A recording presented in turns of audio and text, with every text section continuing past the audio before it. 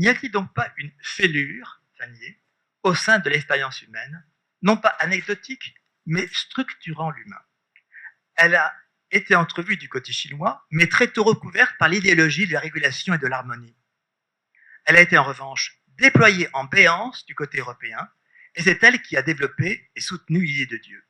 C'est cette fêlure originaire qui s'ouvre à la première page de la Bible en rompant l'harmonie du paradis d'Éden à travers le récit de la Genèse et du péché d'Adam, et qui n'a cessé de s'approfondir en creusant l'incommensurable de Dieu vis-à-vis du monde. Car ne faudrait-il pas se donner finalement cela comme point de départ de l'humain?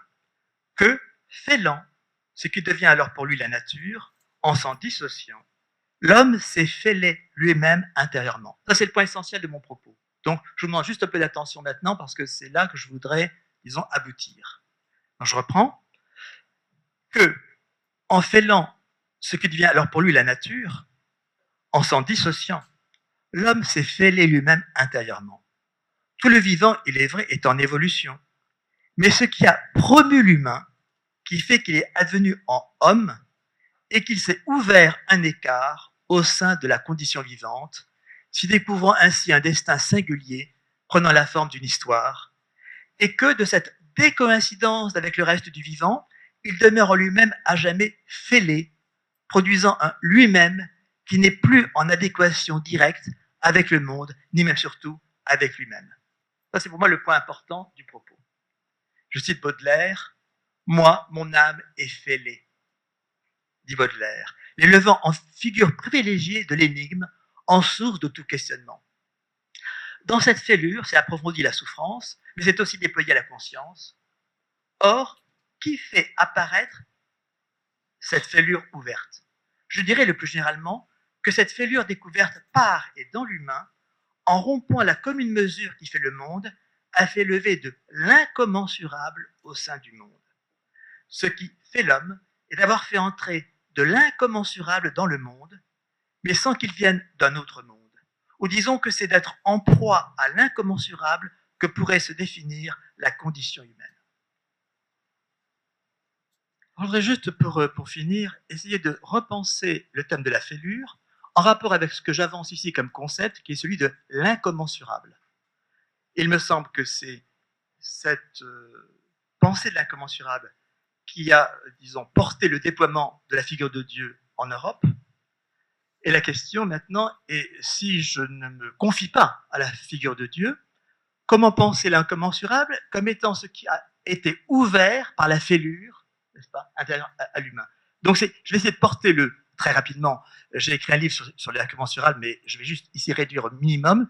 Est-ce que ce n'est pas par un concept comme celui de l'incommensurable qu'on peut rendre compte de ce dont se remplit, si j'ose dire, la fêlure qui s'est ouverte dans l'humain et qui non seulement s'est ouverte dans l'humain, mais structure l'humain. Alors pourquoi je recours au concept d'incommensurable? Parce qu'il nous vient des mathématiques. Ce n'est pas une chose fantasmée.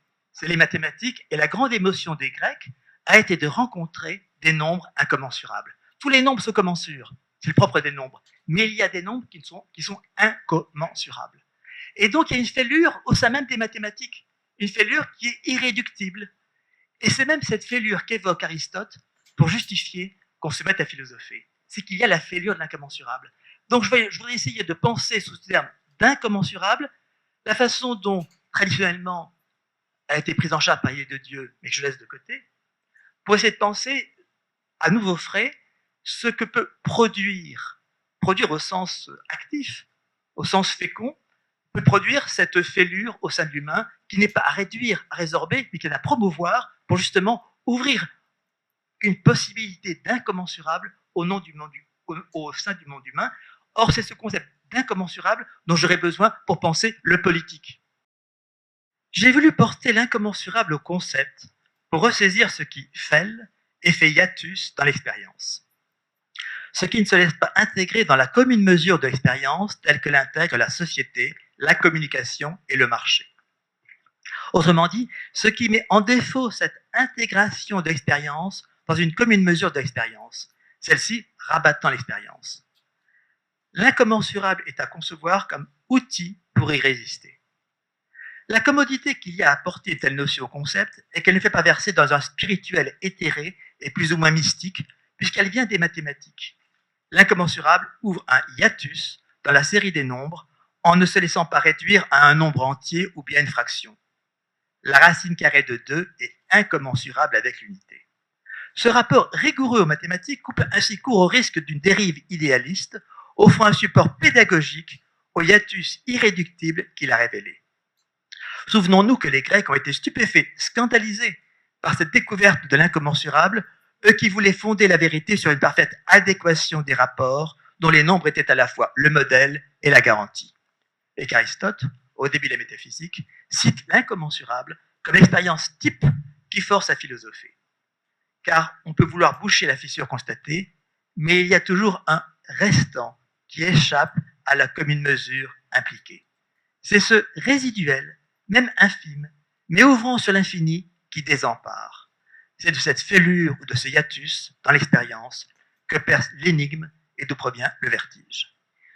Il y a de la fêlure dans l'expérience, y compris comme nous le montrent les mathématiques. Il y a du hiatus, tout n'est pas bord à bord. Bien sûr, la société, le marché, la communication, la connexion réduisent la fêlure, veulent l'intégrer. Mais il reste quelque chose qui ne se laisse pas réduire.